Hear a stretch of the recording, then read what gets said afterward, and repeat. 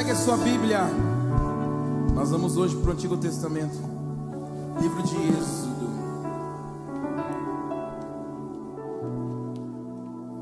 Êxodo capítulo 12, o versículo de número 14.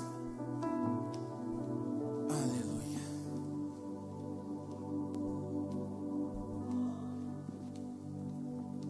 Êxodo 12, 14.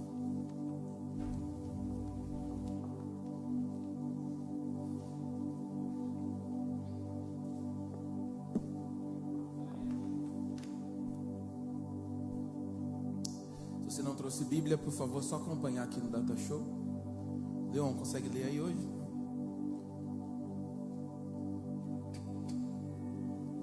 Qual microfone você tá, Leon? Vermelho, Salomão. Desliga os efeitos dele aí para ficar mais fácil. Vai. Este dia vos será por memória, e celebrá-lo-eis por festa ao Senhor nas vossas gerações, e celebrareis por estatuto perpétuo. Coloca na NVI para mim, por favor. Acho mais prático. Glória a Deus. Quem tá lá? Quem tá lá hoje? A Carol. Quem? A Carol.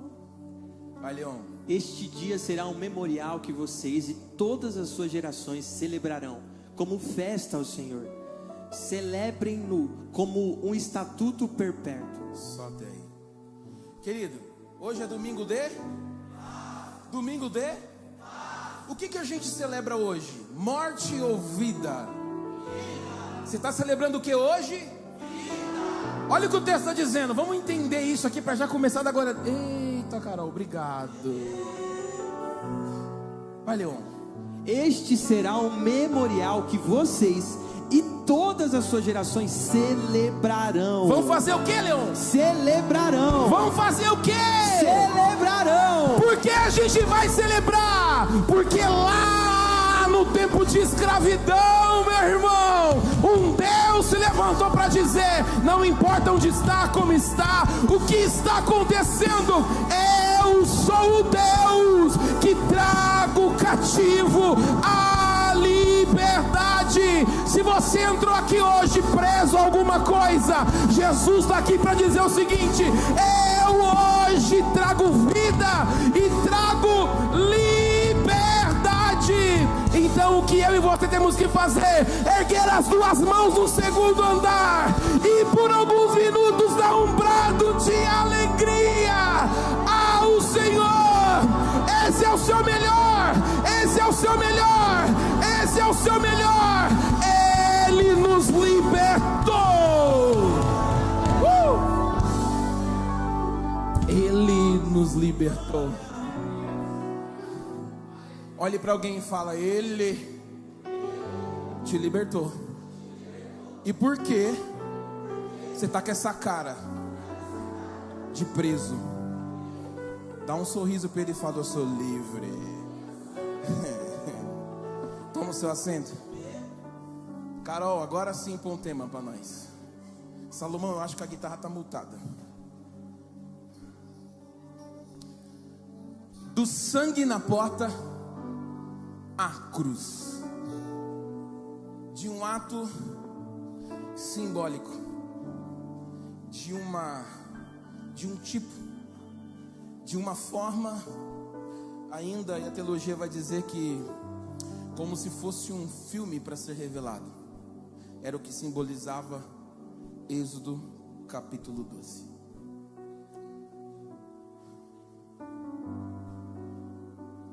A gente está rodeado e cercado por uma geração. E quando eu digo geração, são as pessoas. Eu não estou conectando às pessoas novas, tá? Mas a uma geração marcada por medo, ansiedade e insegurança. Medo de como vai ser o nosso futuro. Ansiedade, preocupado com o nosso futuro. E insegurança de saber se o que estou fazendo está certo. Você percebe que todos os problemas giram em torno de um só. Tudo acaba no mesmo lugar. Então, por causa disso, as pessoas começam a se proteger. E olha que interessante, quais são um dos tipos mais utilizados de proteção? Fala comigo, dinheiro. Fala forte, dinheiro, status e conhecimento. As pessoas hoje utilizam o dinheiro como uma forma de proteção, ou status como uma forma de se blindar, e o conhecimento para estar sempre acima de alguém. Só que nada disso consegue nos livrar do nosso maior inimigo. E qual é o nosso maior inimigo hoje? O juízo de Deus e uma morte espiritual. Todos nós vamos passar pelo juízo de Deus, e viveremos ou morreremos de forma espiritual. Mas como a gente pode morrer de forma espiritual? Talvez existem pessoas que já estão mortas, porque não conseguem em um ambiente de adoração como esse se conectar a Deus. Não conseguem muitas vezes em um ambiente de adoração como esse olhar para aquilo que o Pai está liberando, revelando e ministrando para os corações.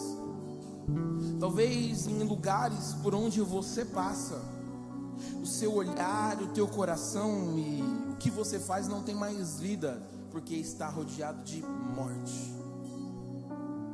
E morte essa que nos faz, quando passamos por ela, nos tornar pessoas céticas, pessoas duras na queda, pessoas que não conseguem ouvir um conselho, pessoas que não conseguem sentar em um ambiente para estar no meio de pessoas.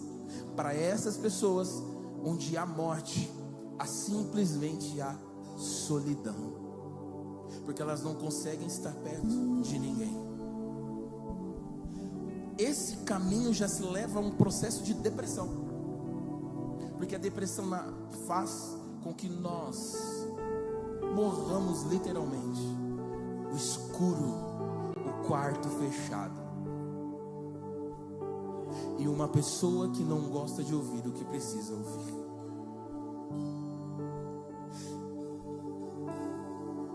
Lá no Egito, houve uma noite, e eu te conecto a esse texto agora.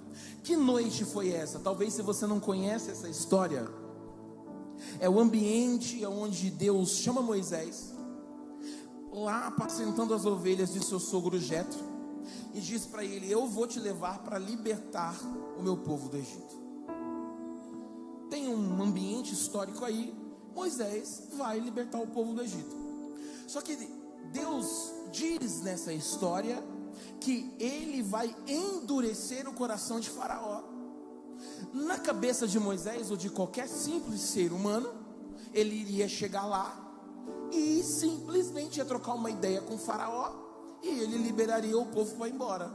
Mas nem tudo parece ser como é, porque a gente acorda de manhã e acha que vai ser daquele jeito que a gente planejou, mas Deus já tem um propósito para cada coisa. Moisés foi treinado por Deus. Deus vai: pega essa vara aí que você vai caminhar com ele. Ele pega na vara, solta a vara no chão, a vara vira uma cobra. Virou uma cobra. Deus disse: agora pega essa cobra pelo rabo. Quando ele pega no rabo, vira uma vara novamente. Moisés falou: estou treinado, agora eu vou, porque eu sou o mega super blaster. Eu vou. Moisés leva Arão, que era o cara que falaria por ele.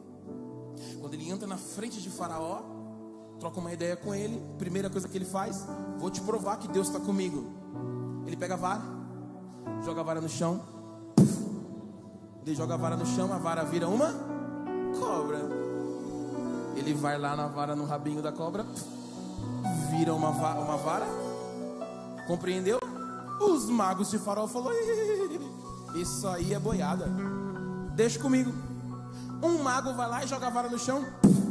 O que aconteceu? Imagina a cara de Moisés quando viu isso. Eu imagino como Marcelo dentro dessa situação. Eu ia pensar assim: Deus, isso aí o Senhor não me falou. O Senhor não me contou isso aí. Porque o primeiro instante Deus já iria endurecer o coração de Faraó. Por quê, meu irmão? Se você estuda o texto, você vai entender que Deus não precisava só confrontar Faraó, Deus precisava confrontar a cultura inteira do reinado. Então 10 pragas não vieram porque Deus é o top poderoso, não é somente por isso, mas foi para confrontar Deus por Deus, foi para confrontar cultura por cultura. E aí nós chegamos na 10ª praga, a morte dos primogênitos. Sabe por quê? Porque tem uma coisa que agora está no controle do nosso Deus: a morte e a vida. Só que nessa noite, nenhuma riqueza protegeu eles, nenhuma posição social, ou seja, o mais rico, ou seja, aquele mais abastado, não, e isso não protegeu eles, em nenhum tipo de religião, não protegeu eles. O que protegeria eles era somente uma coisa: o sangue do cordeiro morto na porta de cada casa. Pois quando o anjo da morte passasse, a porta que houvesse a marca do sangue do cordeiro, aquela casa seria guardada por um Deus invisível, mas real. Ei, se você entende o que é o valor do sangue do cordeiro, aleluia, ele é um Deus invisível, mas real, que protege aquele que diz: eu fui comprado pelo sangue do cordeiro, aleluia. A minha pergunta para você hoje é: o que está marcando a sua vida? O que está marcando a sua vida hoje? O que marca o seu coração?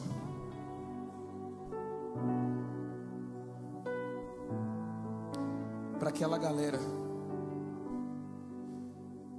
a 10ª praga foi uma praga decisiva, que mudaria a história do povo de Deus. Só que aí Deus precisou criar um caminho.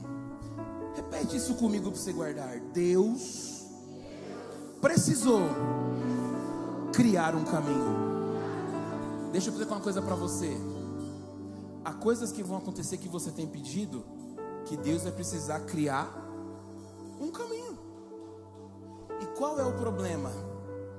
Deus não é atalho. Deus não é uma viela.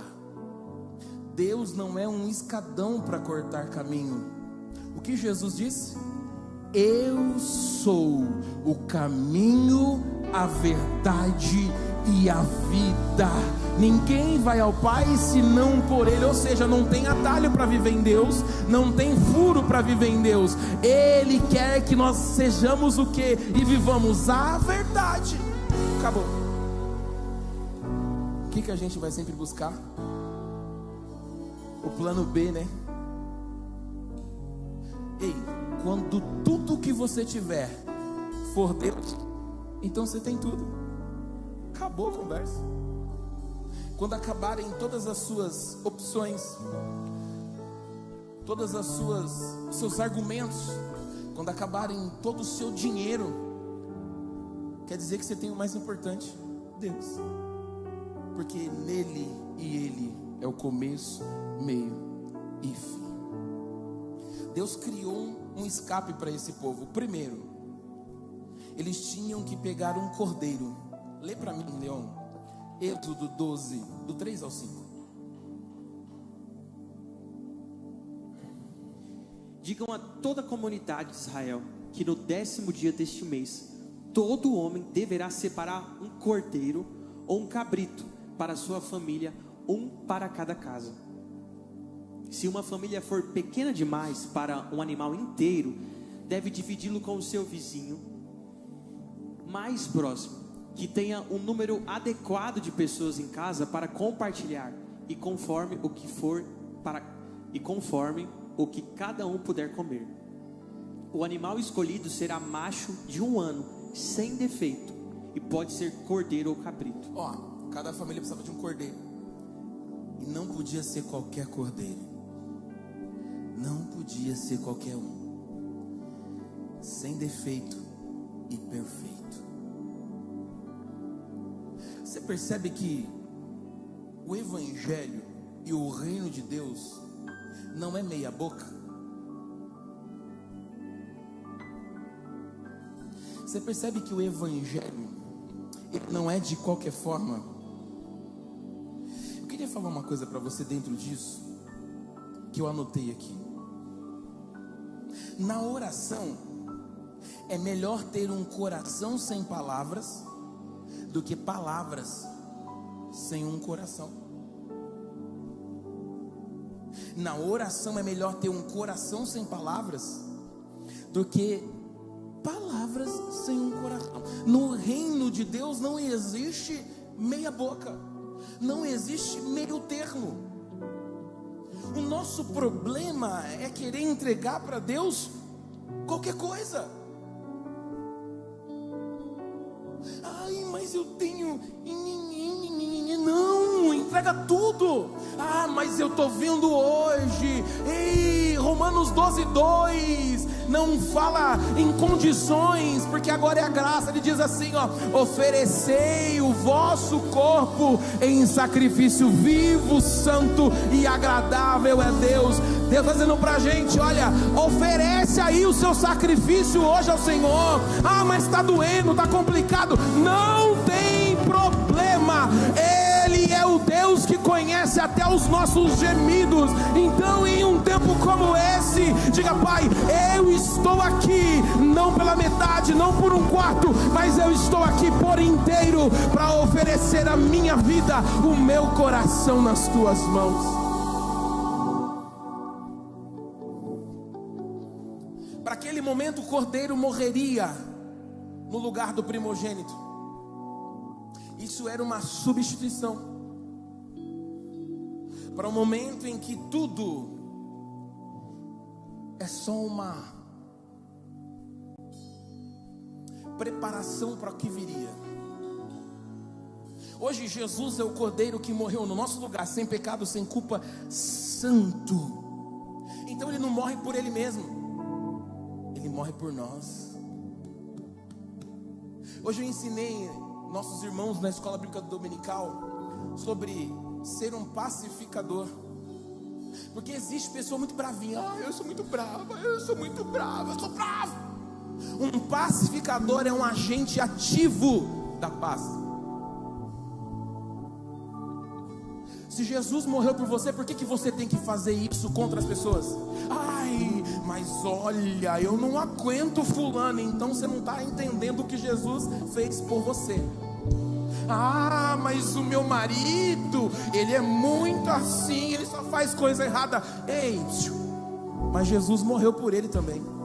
Ai, minha esposa acha que está certa o tempo inteiro, eu tenho raiva dela. Ei, mas Jesus morreu por ela. Ele foi um grande pacificador. E sabe qual é a linda revelação? De quando Jesus é preso até o momento de crucificação, o texto diz que ele faz tudo de forma calada. E aí, quando encerra-se o processo de crucificação e ele termina o plano de redenção, ele disse o seguinte na cruz: tetelestai, traduzindo está consumado. Ei, meu irmão, se eu fosse você, eu entendia isso. Eu não me entreguei de qualquer jeito, eu não me entreguei de qualquer forma, eu ofereci o melhor, o perfeito, de forma santa a Deus Pai. Hoje muitas pessoas tentam pagar pelos seus próprios erros. Como? Vou ser bonzinho, vou ajudar a pessoa de idade a atravessar a rua, vou trazer uma cesta básica, se precisar de algum valor para ajudar no Kids, eu vou ajudar, porque eu preciso ser bonzinho para pagar pelos meus erros. Não, eu preciso ter um dogma, eu preciso seguir um dogma, eu tenho que ser assim, por obras, eu tenho que fazer alguma coisa. para que eu seja salvo. Tem pessoas que preferem pagar os seus próprios erros, tendo um esforço a mais, querendo fazer mais do que os outros, porque acha que com isso vai pagar pelos seus próprios erros. Deixa eu explicar para você algo que torna isso mais fácil. Alguém já pagou por você na cruz do Calvário.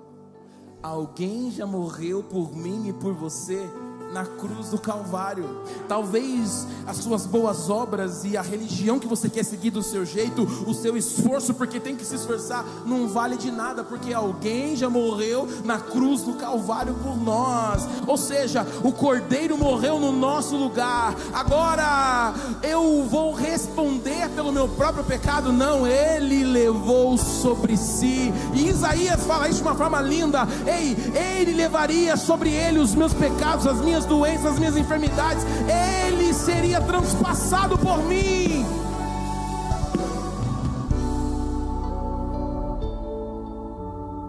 Lê para mim do 7 ao 13, Leão.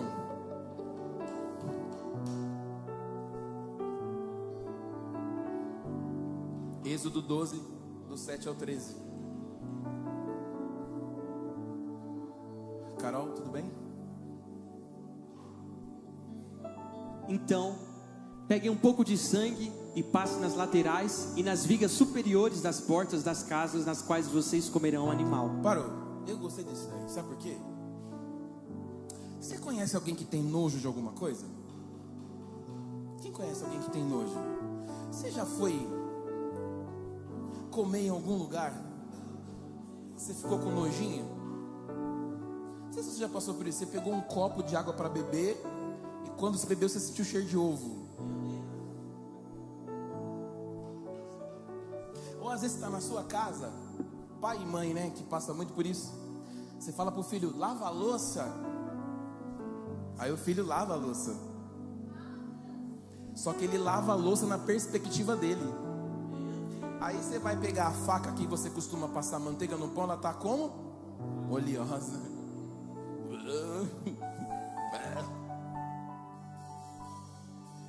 Aí você fica com nojinho. Eu não quero, não vou. Não, ai, credo. Tem gente que faz isso no reino de Deus. Lá em Êxodo, lá no Egito, eles precisaram matar o cordeiro. Antes de preparar o cordeiro, eles iam lá no cordeiro, melava com sangue, e ia no umbral da porta, ia lá no cordeiro, melava com sangue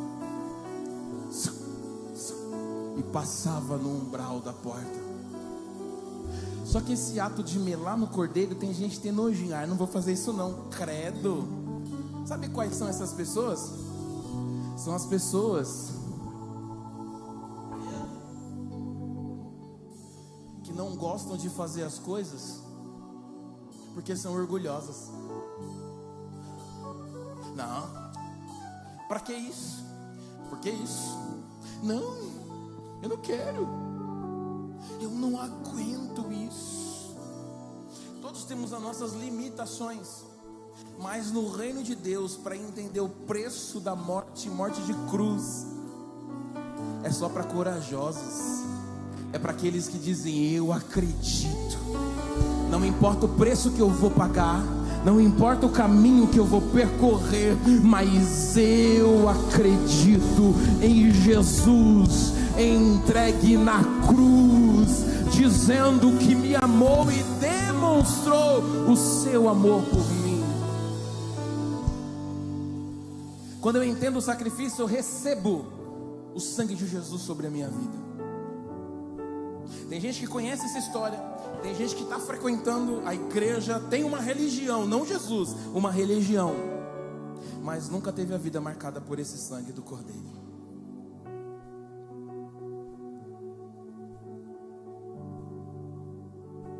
Deixa eu explicar uma coisa para você. E eu já vivi assim. Informação não salva a gente, viu?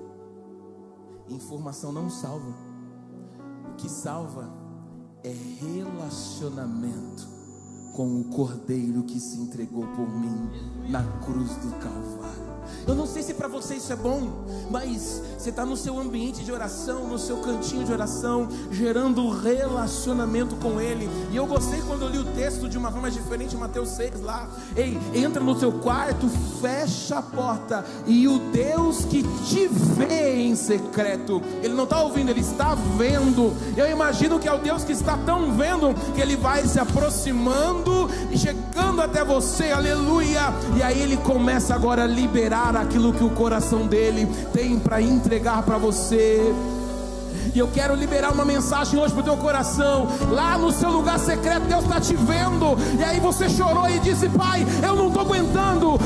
Ele está dizendo: eu estou te dando força. Pai, a minha família está assim. Fica tranquila, tranquilo. Eu estou entrando com a providência necessária.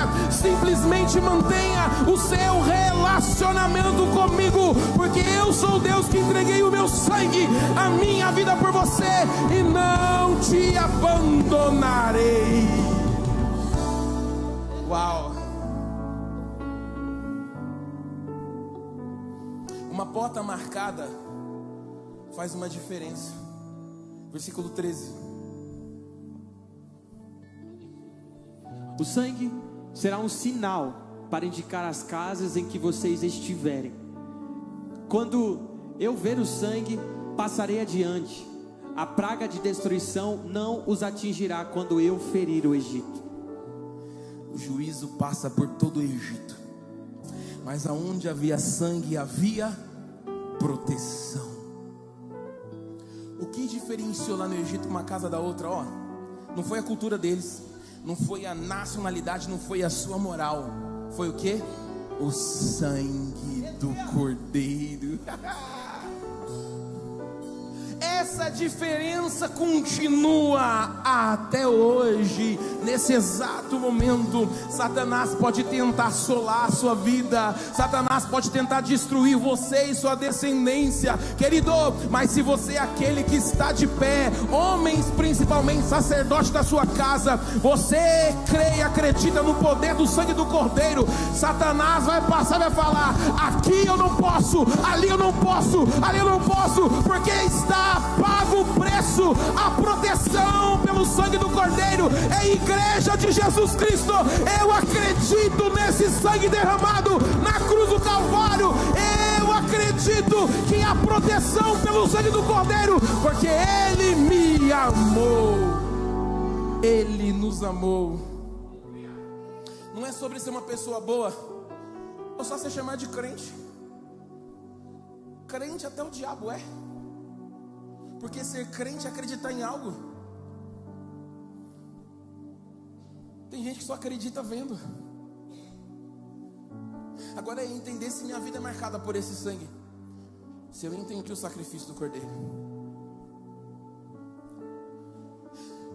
O que nos diferencia do mundo não é o que eu falo. O que me diferencia do mundo não é o que eu faço, é no que eu acredito e no que está em mim. Porque se Jesus não está aqui, se eu não acredito no sangue do Cordeiro, se eu não acredito na vida que Ele conquistou na cruz, nada mudou. Só que Jesus, Deus continua dando orientações. Lê para mim o versículo 8 agora, Leon.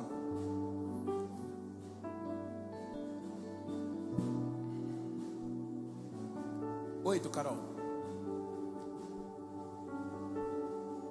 Naquela mesma noite, comerão a carne assada no fogo, com ervas amargas e pão sem fermento. Pão sem fermento. Fala comigo, fermento simboliza pecado. O que você tem se alimentado? Querido, quando eu lecionei sobre teologia do culto, algo me impactou. Uma coisa que eu guardo até hoje. O nosso culto não é só isso aqui. Não é só isso aqui. O nosso culto é a nossa vida. São as nossas 24 horas do dia. é o que eu faço todo o meu dia. E o que é o meu alimento? É aquilo que eu ouço, que eu vejo, que eu pego. Isso se torna o meu alimento diário. E muitas vezes a gente está se alimentando daquilo que é fruto podre. E qual tem sido o seu assunto? Algo que é básico. Aquilo que você mais fala é o que está dentro do seu coração. Aquilo que você mais divide numa mesa é aquilo que está dentro do seu coração. Tem pessoas que estão à mesa e não largam o celular. Você conhece alguém assim? Pegar uma vez ou outra, beleza, respondeu uma. Mas tem pessoas que estão à mesa que não conversam, só estão com o celular à mão. Qual é o alimento dela? Ela não se conecta com as pessoas que estão à mesa. Tem pessoas que se reúnem e não tem uma palavra de vida, só palavras de baixo calão, palavras que vão, em vez de trazer ânimo, trazem derrota, porque esse é exatamente o alimento que elas praticam. Tem pessoas que só falam de vídeos. Você conhece alguém assim? De toda conversa, mas eu vi um vídeo assim. Aí você acaba de conversar, mas eu vi um vídeo assim. É errado ver vídeo? Não, mas para essa pessoa é o alimento dela. Tem pessoas que só falam da vida do outro, porque o que alimenta o coração dela é a vida do outro. Só que no nosso dia a dia, isso é o nosso culto. E aí está um problema, porque quando a gente chega à igreja, a um ambiente que se torna sacro para adoração, para congregação dos santos, dos justos, e aí eu nesse ambiente não consigo me conectar ao que Deus está entregando, eu culpo as pessoas, mas nunca lembro que eu não cultuo com minha vida a Deus. Então aí eu consigo culpar a intercessão que veio, orou. Mas orou, estava orando, estava falando muito rápido, estava falando muito alto, estava falando baixo demais. Mas a banda tocou junto, eu não entendi. Aí começa o momento de culto. Você viu o coral dançou hoje. O coral saiu do lugar. Os homens veio à frente, depois o contralto, depois o soprano. É porque o seu alimento não tem sido o evangelho. Ei, meu irmão, se eu não sei você, aqui de Gênesis, Apocalipse, mostra um povo que entende o valor da morte e da cruz, que celebra Jesus, é um povo festeiro, é um povo que pula, é um povo que dança, é um povo que sorri dizendo: eu recebi vida, recebi em abundância, então eu celebro, então eu adoro, porque Ele me deu vida nova. Então quando eu chego num ambiente como esse, como é que é a música? Tudo, posso lá? Você não tocou, né? Faz a... Você consegue fazer na guitarra?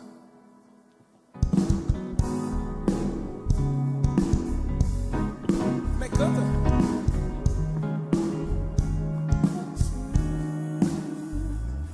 Firmado estou na palavra, e ela me garante, eu posso confiar. Eu sei que em Deus tudo posso, em Deus tudo posso, em Deus tudo posso. Eu sei que em Deus. Se o meu alimento diário, se a minha vida não é um culto a Deus, um ritmo com o mês já vira um problema. Porque não tem a ver com dogma, não tem a ver com regras, não tem a ver com a forma de vestir, tem a ver o seguinte: a minha vida em todo momento, 24 horas é um culto em adoração ao meu Deus. Sabe por que muda? Porque aí você vai na empresa, você entra na empresa de manhã, eu estou aqui adorando ao meu Deus, servindo através do meu trabalho. Você chega em casa, o homem vai ajudar a lavar a louça, por quê? Porque ele está servindo a sua esposa assim como Cristo serviu a igreja. A esposa chega em casa, é aquela mulher sábia que edifica sua casa. Sabe por quê? Porque ela está servindo a Deus também, através daquilo que o Senhor a chamou para fazer. Aí eu chego na igreja, Vinícius, sabe o que acontece? Quando a banda começa a cantar, quando a banda começa ali a tocar, eu só vou erguer as minhas mãos e dizer: obrigado, Pai, porque eu cheguei até aqui. O meu coração está cheio de alegria, porque eu entendo o valor de Cristo na cruz do Calvário, e esse culto é o resultado dos meus dias. Ah, é assim não. A salvação não é um livramento, é um processo de transformação. A salvação não me livra, ela me transforma dia após dia, momento a momento. Aí muda-se aquilo que eu consumo, porque eu entendo que a minha vida, os meus dias, é um culto a Deus. Por alguns segundos, pensa aí, como é que tem sido o seu culto? Como é que tem sido a sua vida? Será que você é aquele crente que não tem nem a Bíblia no celular?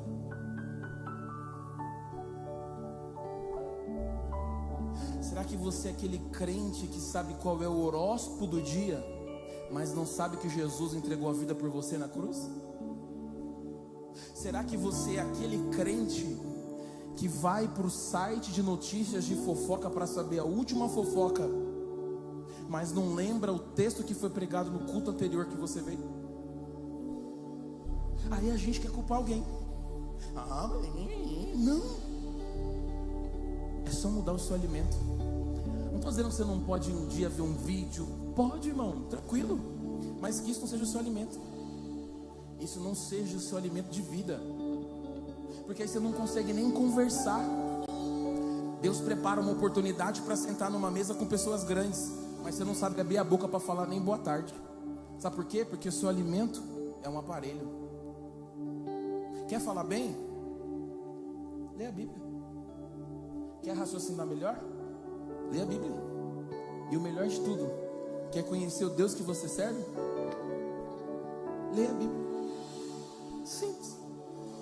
Aí tudo te conecta a isso. A um Deus que me salvou e mudou a minha vida.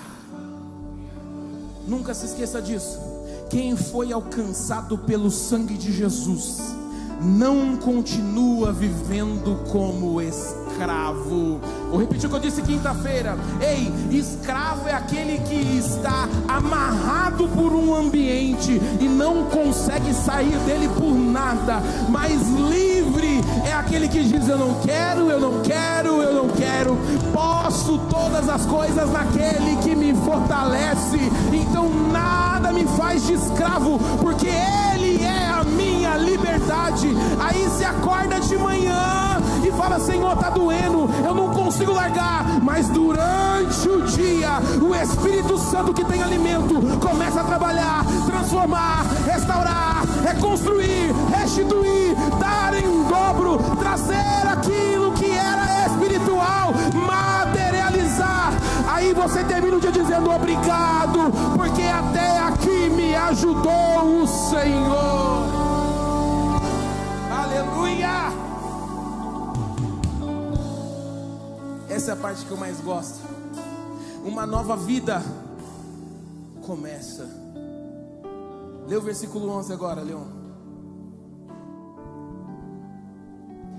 Vocês o comerão da seguinte forma: cinto no lugar, sandálias nos pés e cajado na mão. Comam apressadamente, e esta é a Páscoa do Senhor.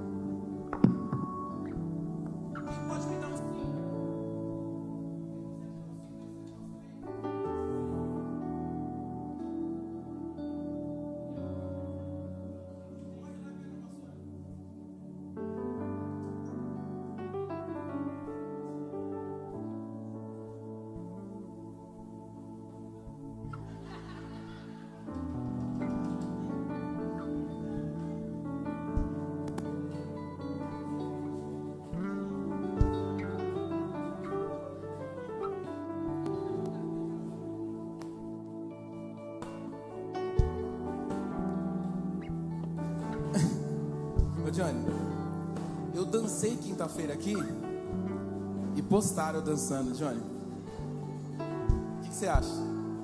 Pega ele.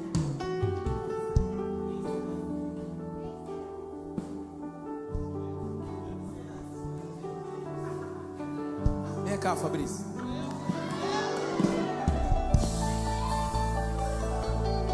Ele repostou, na verdade, viu? Ele repostou. De alguém que postou. Quem postou?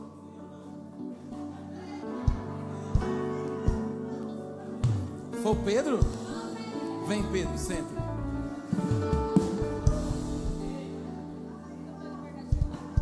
Foi liberto pelo sangue. Pode tirar o cabo. Dá uma cadeira aí, Salomão. Essa é a parte que eu mais gosto.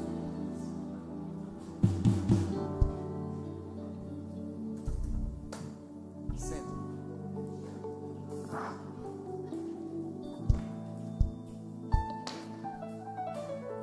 Vocês estão achando que eu vou dar uma pancada nele, não estão? Olha o Leão ali. Leão, lê pausadamente. Vocês o comerão da seguinte forma: cinto no lugar, sandália nos pés e cajado na mão.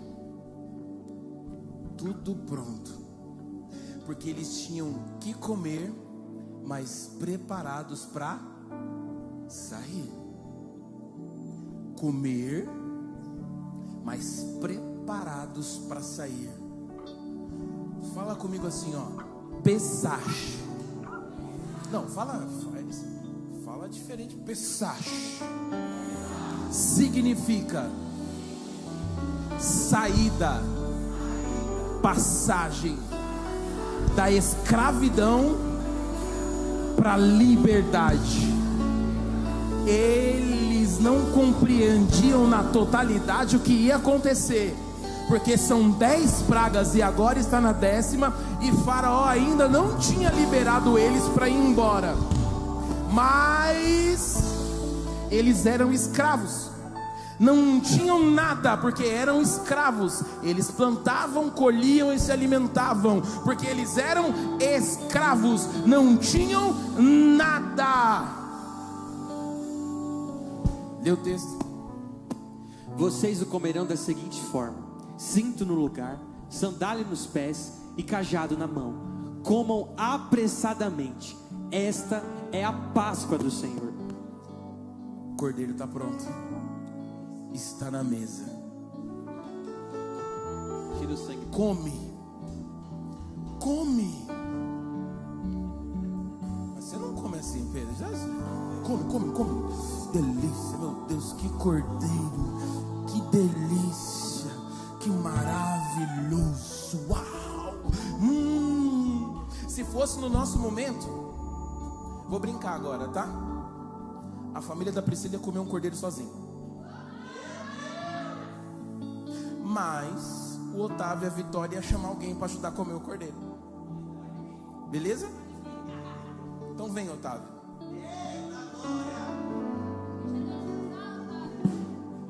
É uma família pequena. Vem, Diego. É uma família pequena.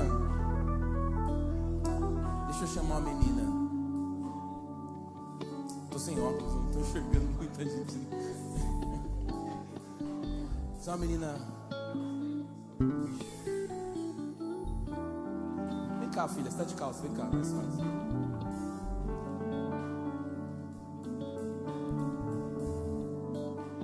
A mesa. Segura.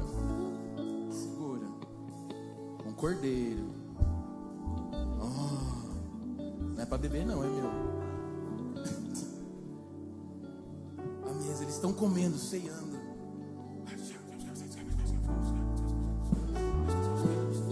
Sabe por quê? Porque o sangue já estava onde? Nos umbrais da porta. A casa já havia cumprindo com o rito que era para aquele momento. Aí eles estão comendo, se deliciando. A noite chega. Eles vão deitar para dormir.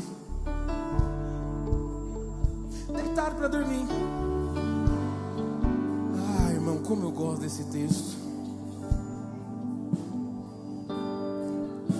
Quando eles deitam para dormir, faz uma música de suspense.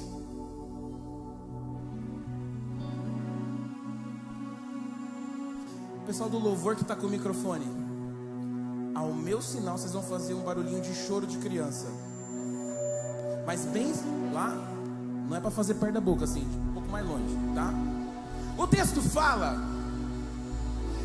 que à noite, meia-noite, o anjo da morte começou a passar. E os primogênitos das casas que não tinham sangue do cordeiro foram alcançados. E aí os pais, quando começam a levantar de madrugada assustados, começam a chorar.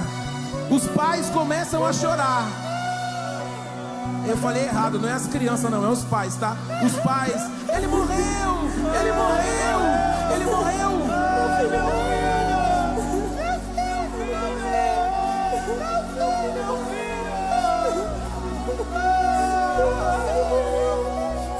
Presta atenção.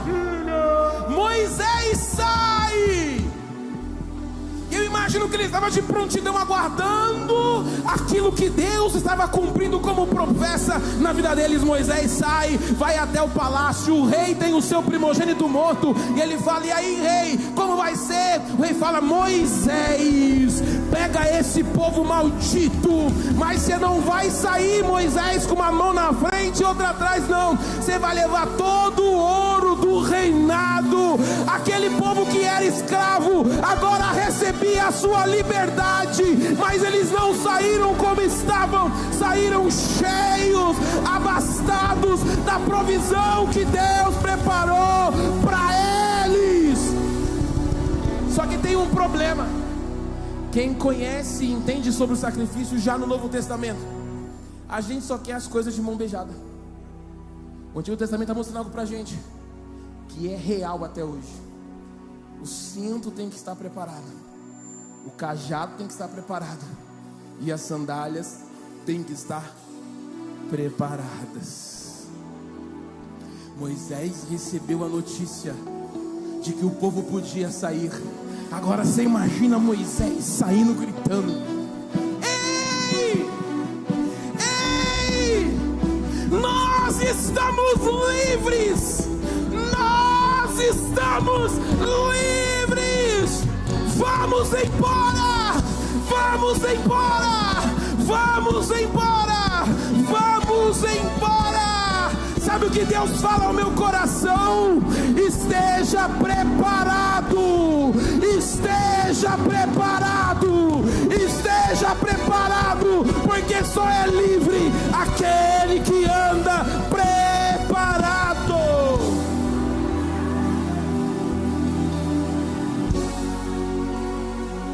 No Novo Testamento, a cruz não é um ponto de chegada. A cruz é o início de uma nova jornada em Cristo Jesus. Ei, não estou na cruz porque eu tenho que chegar. Eu encontrei a cruz porque a cruz mostra um tempo novo na minha vida.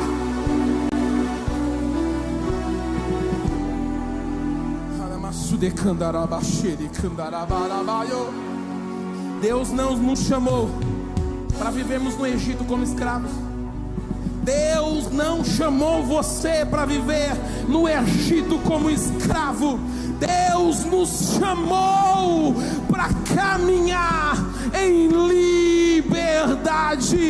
Quando Jesus está na cruz e ele diz tetelestai, está consumado, eu traduzo para você hoje: aquele que andava escravo do pecado, aquele que andava escravo dos vícios, aquele que andava na prostituição, na pornografia, no adultério, ei, na mentira, na avareza, a partir de hoje Deus está consumado.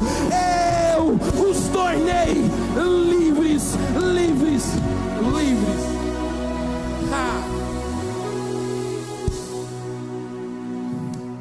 Não há só o perdão embutido nisso, há uma liberdade. contínua, liberdade contínua. Aí eu posso cantar uma canção que para mim é verdade. Que tom que é esse aí? Eu sou livre. Aleluia.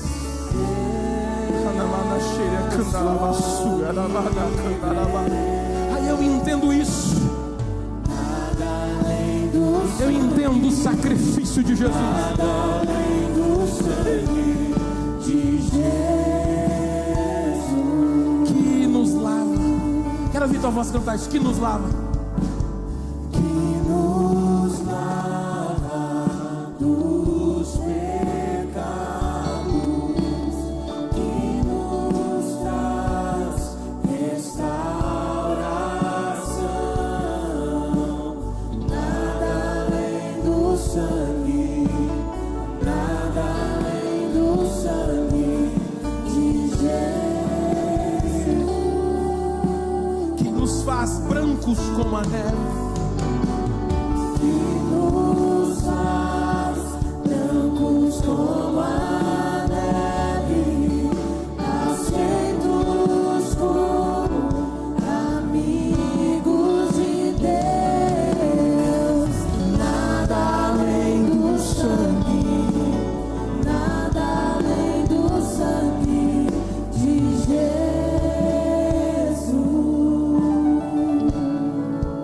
No Antigo Testamento, casas com sangue nos umbrais, vida. Casas sem sangue nos umbrais, morte. No Novo Testamento, quando eu entendo quem é Jesus e o sacrifício, o sangue dele sobre a minha vida, eu tenho vida em Cristo. Quando eu não entendo sobre o sangue de Jesus vertido na cruz do Calvário, eu tenho separação de Deus.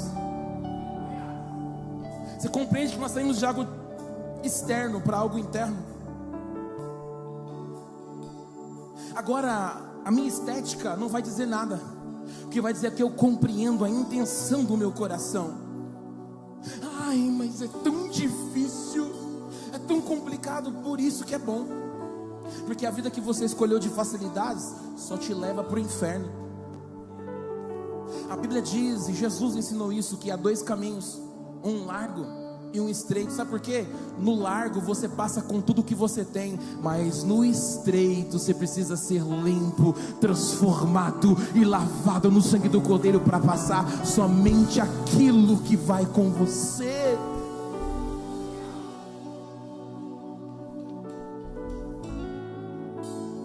Será que você entende a aplicação desse sangue sobre a sua vida?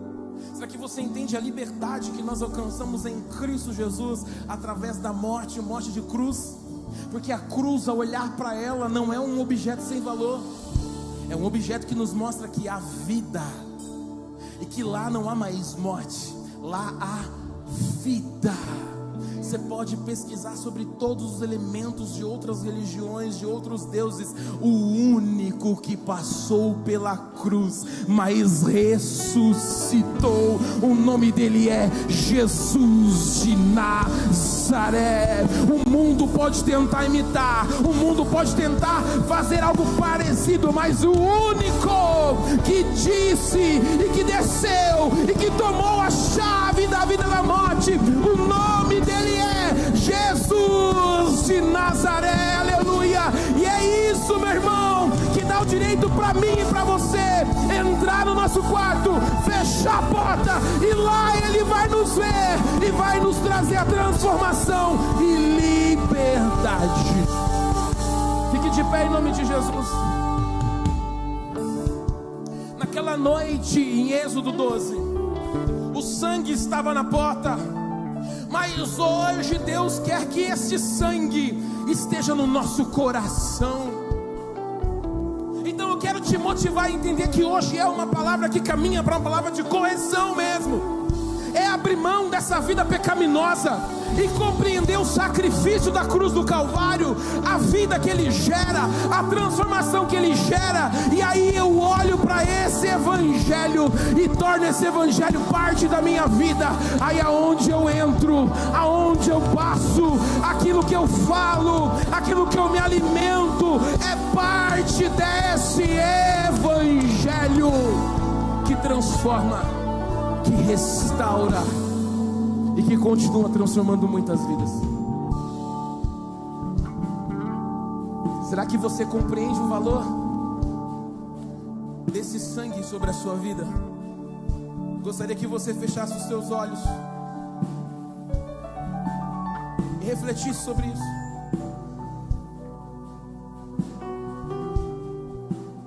Qual o valor tem o sangue de Jesus para você?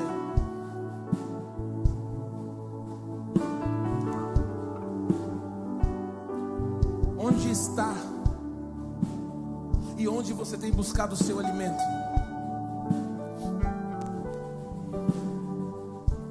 Não há problema o crente cuidar da saúde, não há problema o crente fazer uma academia, fazer um pilates, não há problema. O problema é quando isso toma o lugar de Deus na sua vida. Eu não sei porque eu estou falando isso. Não há problema o crente jogar videogame. O problema é quando o videogame te tira do ambiente de culto. E não é nem igreja, é o seu culto diário. Não há problema o crente participar dos animes da vida. O problema é quando o anime virou a direção da sua vida. Não há problema o crente ir ao cinema e ir no shopping. O problema é quando isso tem mais valor do que o sangue de Jesus sobre a sua vida. Para você que vive uma chamada e guarda essa chamada no seu coração, não tem problema, mas muitas coisas ficam bloqueadas porque você está segurando uma chamada. E há coisas que não são espirituais. Não adianta você falar assim: ai, mas eu vou orar para Deus. Irmão, toma vergonha na cara e se posiciona também. Ai, mas a oração, eu entendo. Há uma frase que diz: a oração é tudo, mas nem tudo também é através da oração. Você precisa orar para tudo, mas algumas coisas têm a ver com ação. E a gente tem medo de tomar essa ação. E aí deixa passar aquilo que Deus tem para fazer. Pare de achar que você precisa estar preparado. Erga a sua mão e receba Jesus na sua vida e se prepare durante o caminho. Porque o texto mostrou isso pra gente. Se prepare, porque algo vai acontecer. E quando acontecer e você não estiver preparado, talvez é uma oportunidade que passou e não volta mais. De olhos fechados, faça a sua oração. É uma oração bem silenciosa mesmo. Tem gente assistindo muito vídeo pornográfico, viu? O Espírito Santo está me falando. Homens aí, viu? A sua noite tem sido com esse tipo de vídeo, né? Você entendeu o sacrifício? Você entendeu o sangue do Cordeiro? Seja livre. Há homens que perdem tudo na vida por causa da pornografia. Mulheres que se escondem atrás de vídeos achando que esses vídeos vão sustentar o seu relacionamento sexual, viu? Deus precisa te libertar disso. Que querem se satisfazer sem a ajuda do seu esposo. Que Deus hoje quer te dar liberdade. Sexo antes do casamento, você quer uma realidade sobre isso? É uma ponte, é um pacto de sangue, viu? E sem a bênção matrimonial é pecado. Não há meio termo no Evangelho, é pecado. Jovens casais que ficam se abrasando, se tocando e se desejando, conversas no WhatsApp com o corpinho sem lã, isso é pecado. Isso te faz escravo. Adolescentes que estão conversando no WhatsApp e querendo reatar ou começar relacionamentos, e estão começando já da forma errada, escondido dos seus pais. Isso é pecado. Isso te torna escravo. Mas hoje a palavra veio para nos mostrar que o sacrifício de cruz é o início para uma transformação de vida em liberdade. Então, com esse louvor bem baixinho, faça a sua oração. Não fique de olho aberto, não. Faça a sua oração mesmo. É você e Deus.